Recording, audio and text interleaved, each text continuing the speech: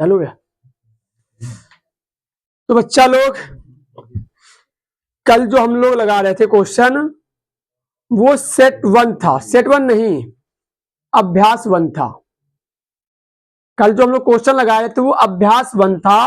अभ्यास 1 को हम लोग क्वेश्चन कंप्लीट किया गया था। आज जो हम लोग शुरू करने वाले हैं वो है क्या चीज? Practice set number 1। Set number 1 हम लोग स्टार्ट करने वाले।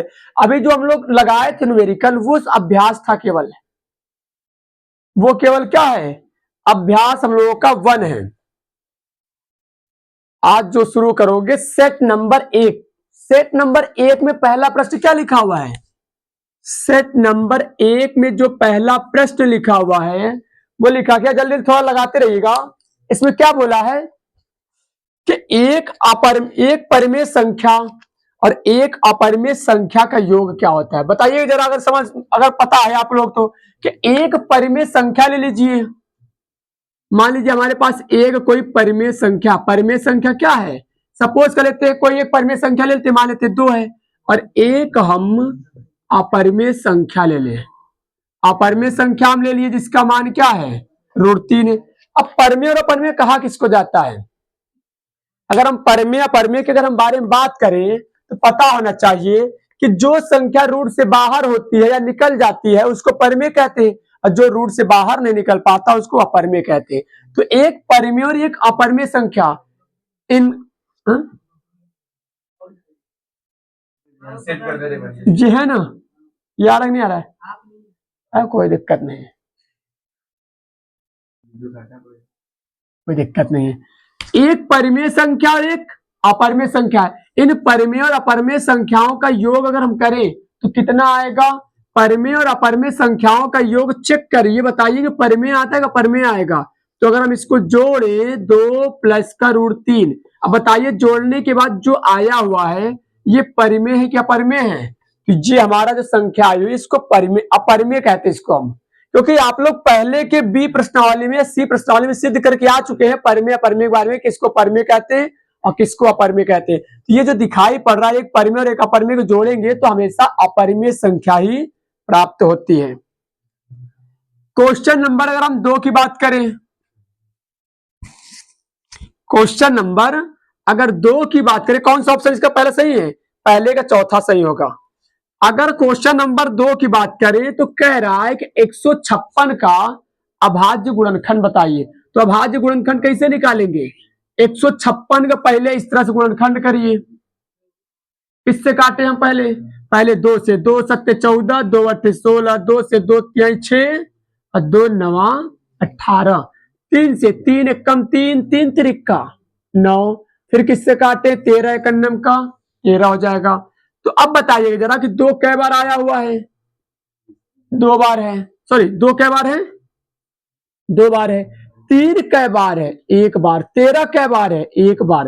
तो बताइए जरा कि हमारे पास जो ये संख्या आई हुई है ये संख्या कौन सा मैच कर रहा है? तो जो मैच कर रहा है वो है संख्या यानी दूसरे का दूसरा। ये जो दिखाई पड़ रही है कहां पे दिखाई पड़ रहा है? दूसरा ऑप्शन में ये दिखाई पड़ रहा है। तो यानी कि इसका जो आंसर आएगा हमारा दूसरा नंबर हो जाएगा। क्वेश्चन नंबर 3 में क्या कह रहा है? अगर क्वेश्चन नंबर अगर हम 3 की बात करें तो 3 में ये कहा है कि 3x, इसको मिटा ले थोड़ा सा, इसको ऊपर करेंगे हम। क्वेश्चन नंबर 3 क्या कह रहा है? ध्यान दीजिएगा तनी, ऑप्शन पर टिक लगाते चलिएगा समझ करके अपने आप से। अब क्वेश्चन नंबर 3 देखिए और उसका ऑप्शन कौन आता है वो भी जरा फटाक से बताइए। लिखा ये है, क्वेश्चन नंबर क्या लिखा हुआ है 3 में? 3x प्लस का 5y की 7y है। 3x प्लस का 5y बराबर का नहीं, 3x प्लस का 5y, 3x प्लस 5y बट्टे में क्या है? 3x माइनस का 5y बराबर में 7/3 लिखा हुआ है। तो ये कह रहा है कि x तथा x और y का मान पता करके बताइए कितना होगा।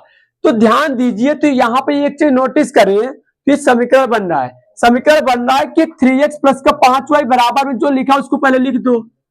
3x प्लस का 5y बराबर क्या लिखा है? 7। इसको लेकर समीकरण 1 कह दे। फिर 3x माइनस का 5y बराबर 3, इसको समीकरण क्या मान ले? 2 मान ले। दोनों की सहायता से हम एक्स वाई निकाल देंगे। अब हमें हल करना आता है। दो चर समीकरण को कैसे हल करते हैं कि हमेशा जब भी निकालने की कोशिश करते हैं किसी का भी मान, तो एक चर राशि को काट करके दूसरे की चर राशि निकालते हैं। तो इसमें हम किसको काटने जा रहे हैं? हम वाई वाले पद को, हमारा विचार है कि वाई वाले को काटा जाए। तो काटने के लिए क्या होना चाहिए? संख्या बराबर होनी चाहिए, तभी वो संख्या कटता है। तो यहाँ पे तो संख्या पहले से बराबर है, यानी कि हमें किसी में कोई भी चीज से गुणा नहीं करना। अगर नहीं बराबर होता तो उसको हम गुणा भाग करवा लेते हैं, लेकिन बराबर है तो कोई दिक्कत नहीं, हल कर दो। जिसको इसको हल करना उसको उतार लो। 3x प्लस का 5y बराबर 7, 3x माइनस का 5y बराबर क्या? 3। इसको चिन्ह देखिए कैसा है, संख्या तो बराबर है, क्या चिन्ह कैसा है? चिन्ह विपरीत है।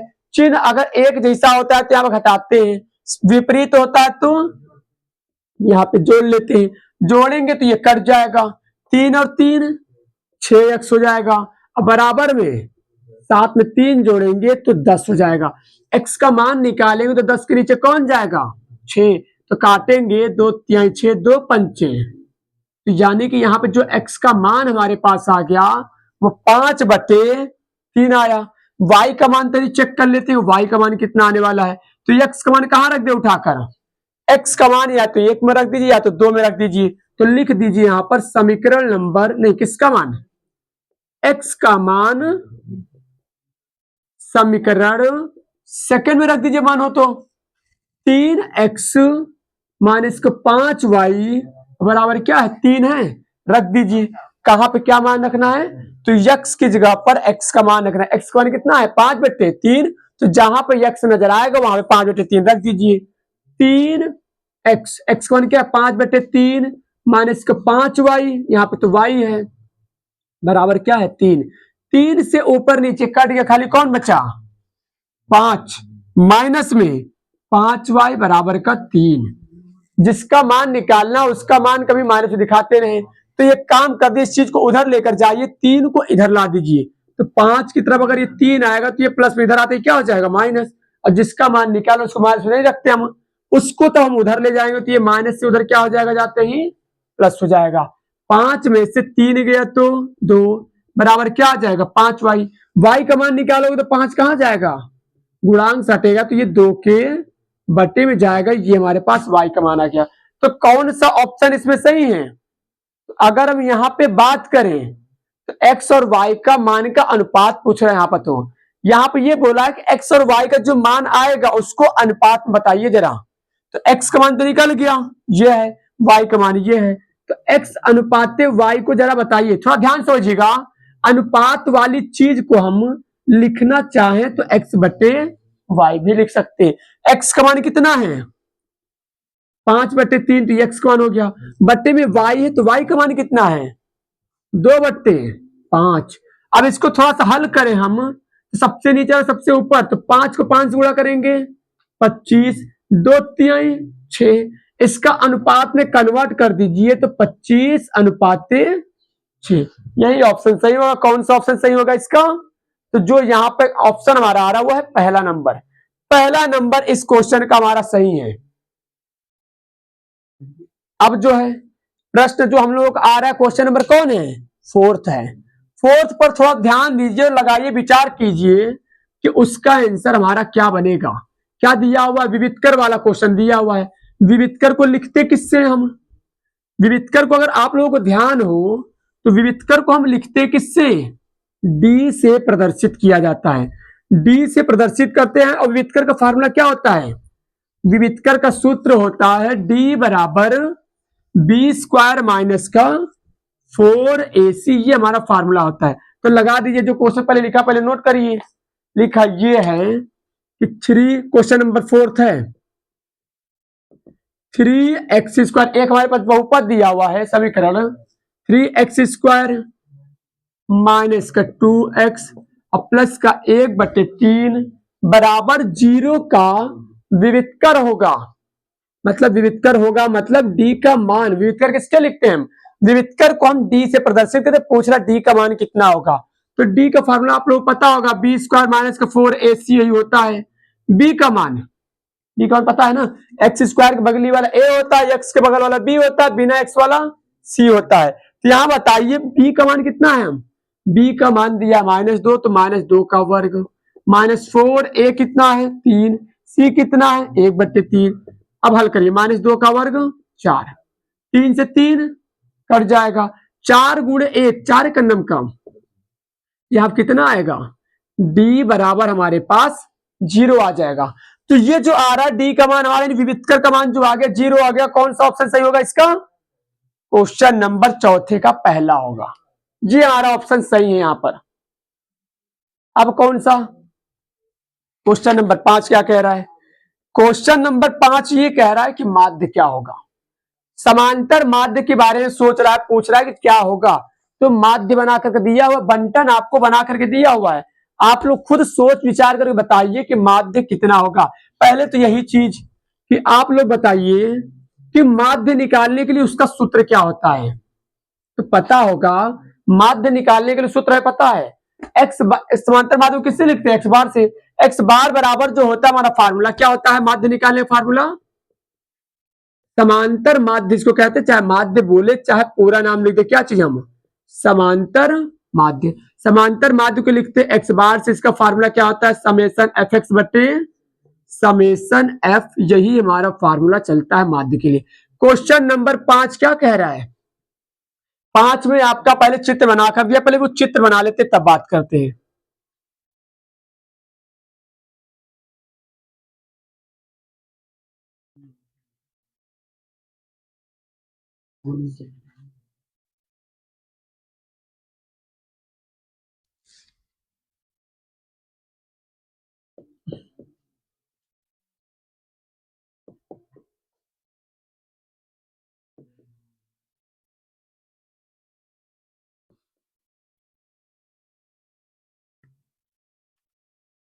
बारंबारता कितना इसका? बारंबारता है 2 है 4 है 7 है 3 है और 4 है। ये हमारे पास बंटन बनाकर दिया हुआ है। क्या पूछा इसका? क्या पूछा है? एक्स बार निकालने को कहा है, मतलब समांतर माध्य। समांतर माध्य निकालने को कहा तो आपको सूत्र पता है ना, समांतर माध्य का सूत्र होता है एक्स बार बराबर समेसन एफ एक्स बटे समेसन एफ, यही हमारा फार्मूला चलता है। तो यानी कि अगर एक्स बार निकालना तो ये चीज मान अगर पता हो जाए तो निकल जाएगा। क्या क्या चीज मान पता हो जाना चाहिए? एफ एक्स का हमें समेसन पता हो जाए और एफ का समेसन। समेसन को हिंदी में कहते हैं योग, इंग्लिश में कहते हैं क्या हम समेसन कहते हैं।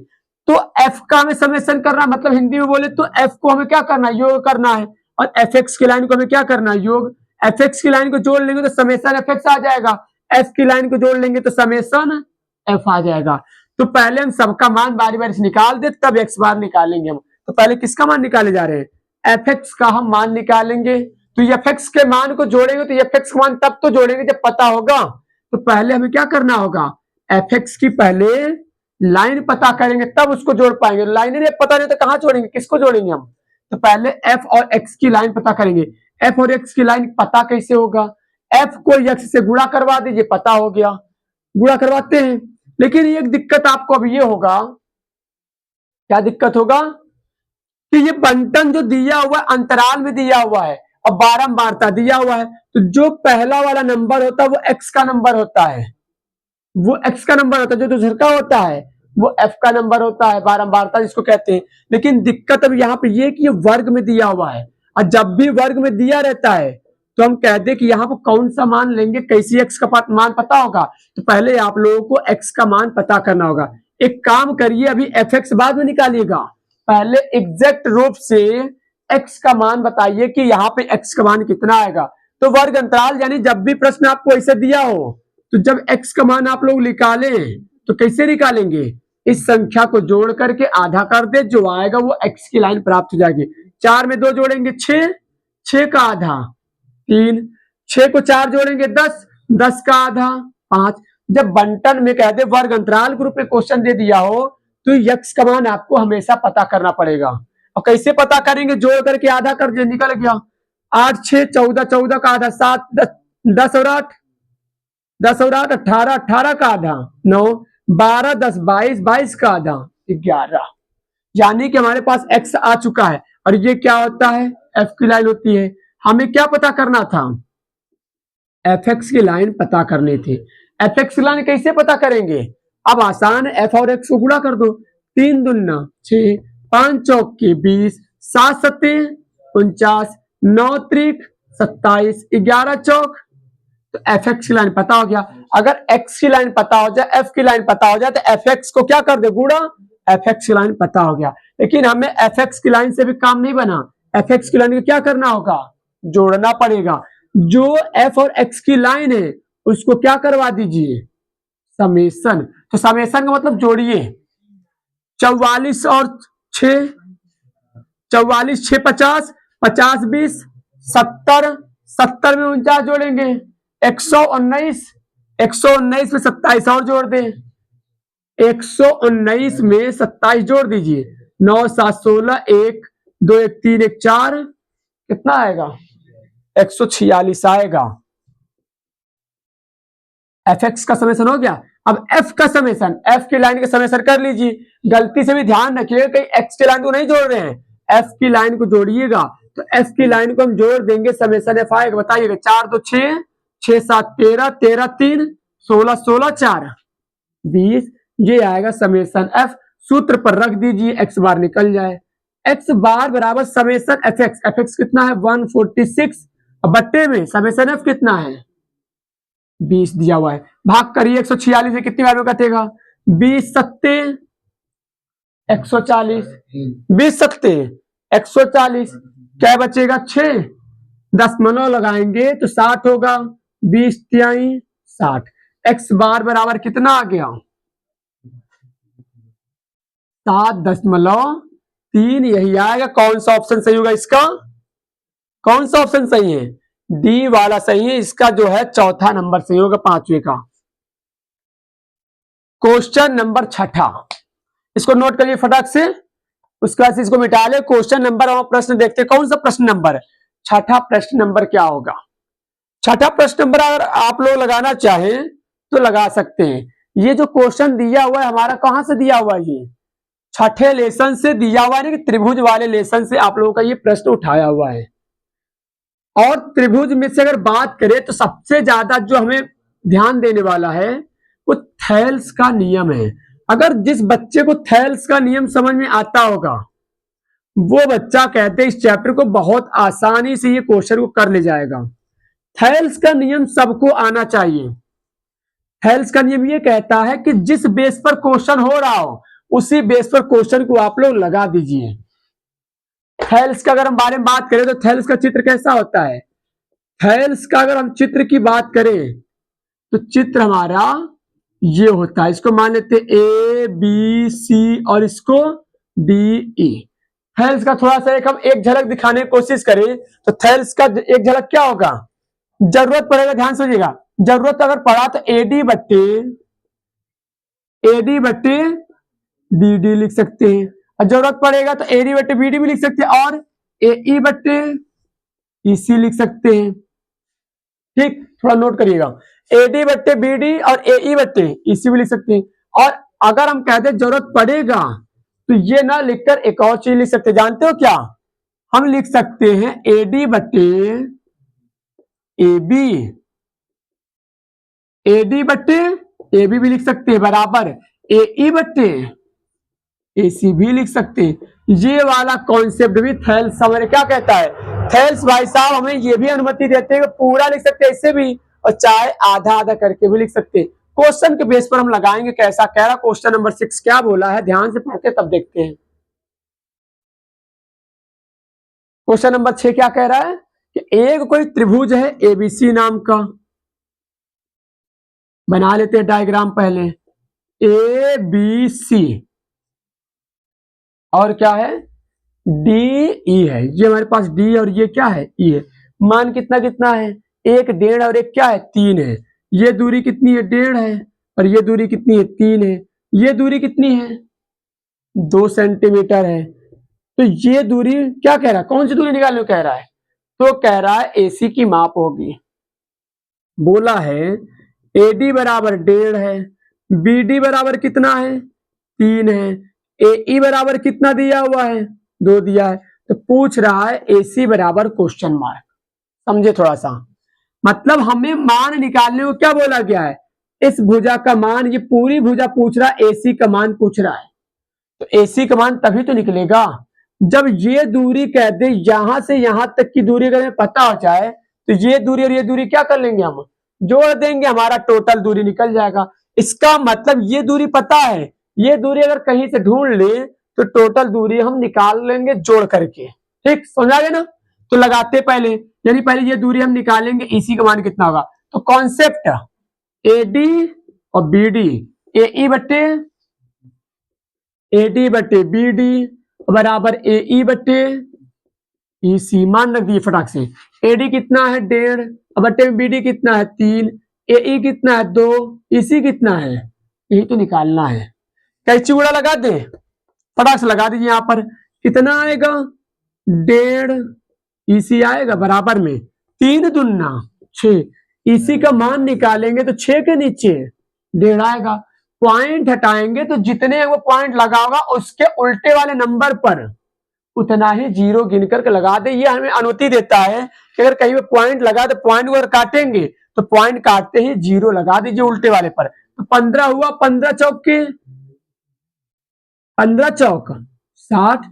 इसी का मान हमारे पास लाला आ चुका है 4। तो बताइए टोटल दूरी कितना हो गया। अगर ये दूरी 4 है और ये दूरी 2 है तो AC का मान कितना आएगा, AC का मान हमारे पास 6 आएगा। जो ऑप्शन नंबर कौन सा बनेगा, ऑप्शन नंबर हमारा जो है A नंबर है 6 का।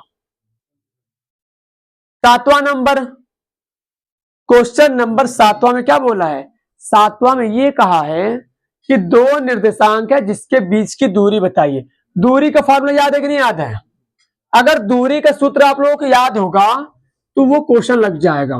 दूरी दो बिंदुओं की, जब दो निर्देशांक दे देता है तो उनके बीच में ये कह सकता है कि आप लोग दूरी निकालकर फटाक से बताइए। तो दो बिंदुओं के बीच की दूरी के लिए सूत्र याद है, क्या होता है सूत्र, दूरी बराबर रूट में x2 माइनस, चलिए पहले क्वेश्चन उतारते तब लिखा है क्या चीज। एक बिंदु है 2,3, मान लेते A का मान है, B का निर्देशांक कितना है, B का निर्देशांक है 4,1 दिया हुआ है।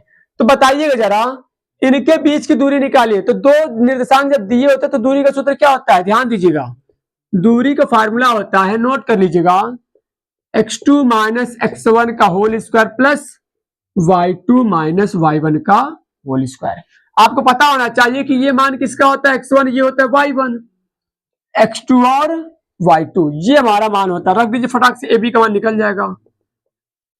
बताइए x2 कितना है 4 माइनस x1 कितना है 2 का होल स्क्वायर प्लस y2 कितना है 1 माइनस y1 कितना है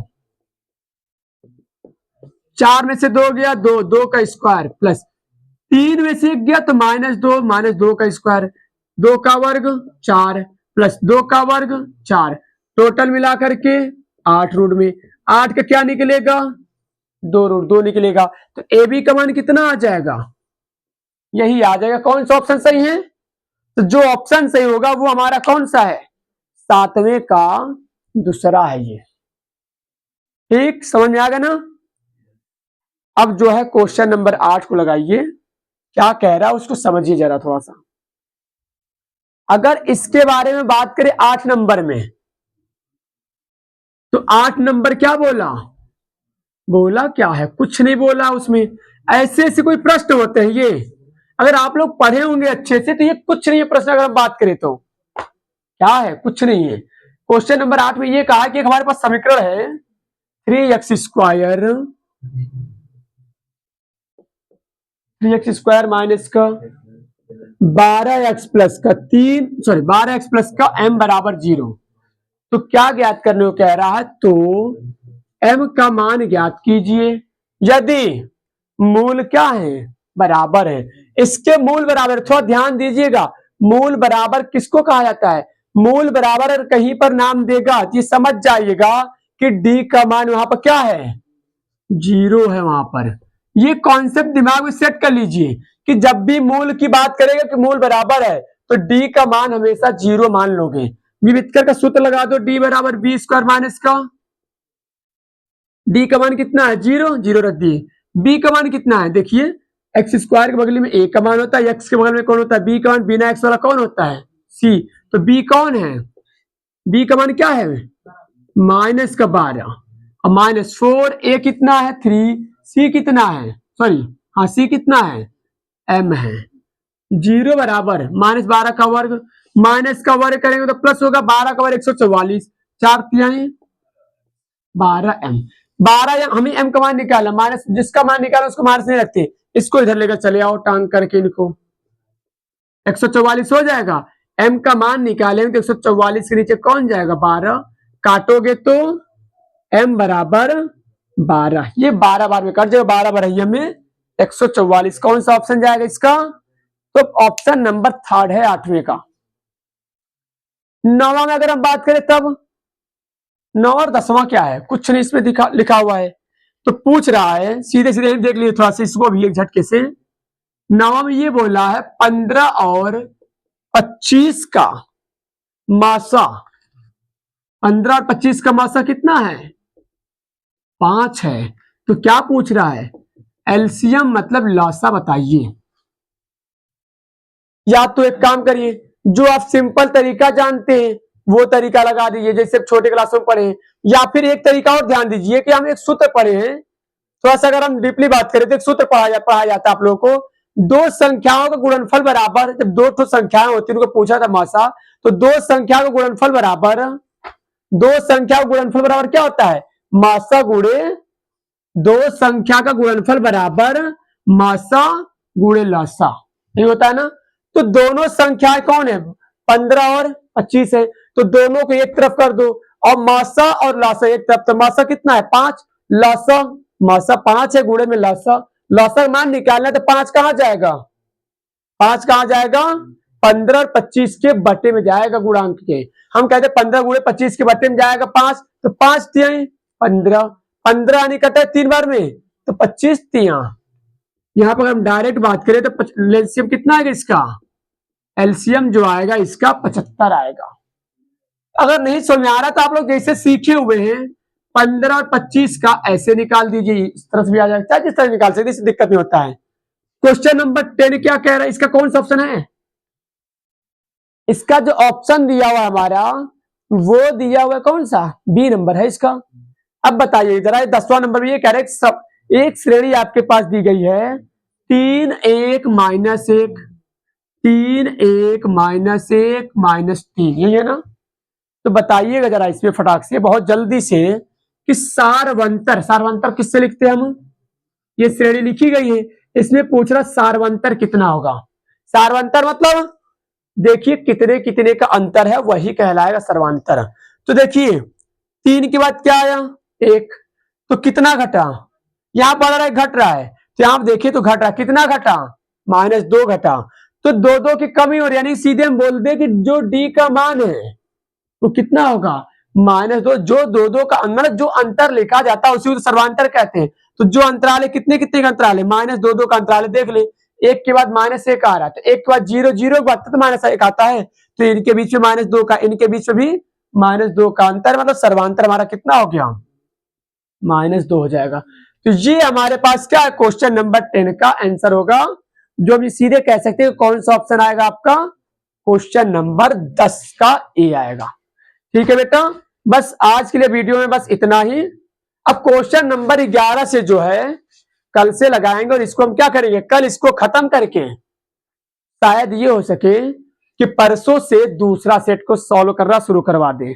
आप लोग थोड़ा सा बस नोटिस करके इसको क्या करें समझ कर लगाते रहिए, आप लोगों को परीक्षा तक आने तक इसको हम कहते कम से कम ना कुछ तो 10 से 12 सेट तो हल करवा ही देंगे, हो सकता है ज्यादा भी जाए, लेकिन 10 से 12 सेट आपको कम नहीं होगा, और 10 से 12 सेट का मतलब हो गया बहुत है। अगर इतनी चीजों का अगर अच्छे से तैयारी कर ले तो आप भरपूर नंबर अच्छे खासे से उठा सकते हैं यहाँ पर। तो बस बने रहिएगा, और क्या करते घर पर बैठ करके मेहनत करते रहिए, और डेली क्लास को अटेंड करते रहा करिए, आप लोगों का बेहतरीन से बेहतरीन नंबर आएगा अगर इस पूरे सेट को सॉल्व कर ले आते हैं तो।